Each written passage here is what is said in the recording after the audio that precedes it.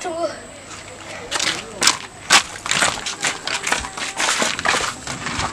Lên một đi.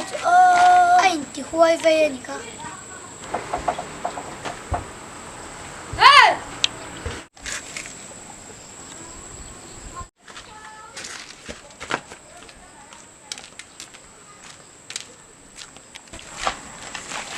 In bắt đôi về. Cắn rau cái lỗ. Lộc lộc cái này lộc cái gì kho. Cái gì khai tiếng nghe tị chê. Cái này bây giờ mình ngay đâm roti à. Ivan men. Chúa này tin gì? Nhìn in xe tù trên chỗ lang ao nhà lộc buông mày. Thế dùng cái xe tùm lợn tù. Anh đi chuan. Ồ. Lia.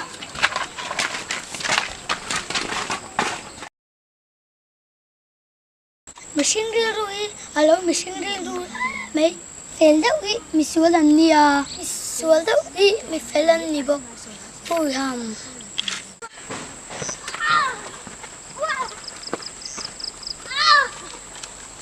Phía ta cứ ở cái cần đón. Cả mất là bộ. Đâu có rồi.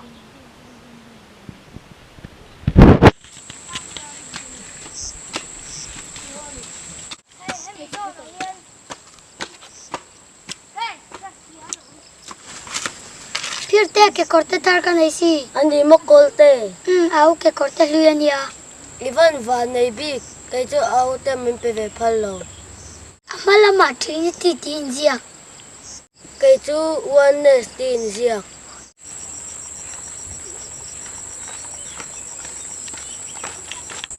Có biết thế hai đâu rồi. Chi đâu. Hầu lúc tụ.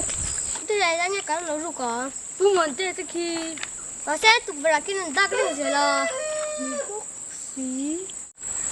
ru lâu phút nang pa chen tol kan ni mai Kolte rong a hian enge moi ti ber.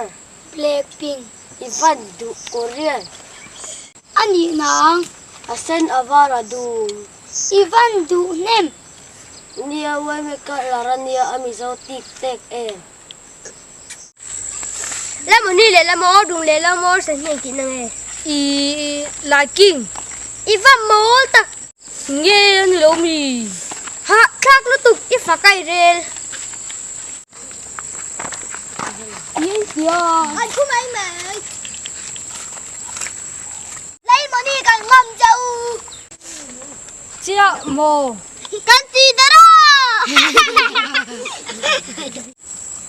Khơi là in tẻ rồi à Tôi à mà.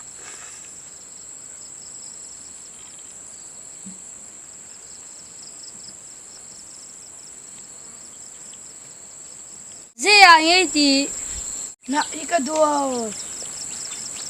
À vác hầu về. Mình sinh tới tam bảo rốc trà mình phải tu này thì nàng bôi tới.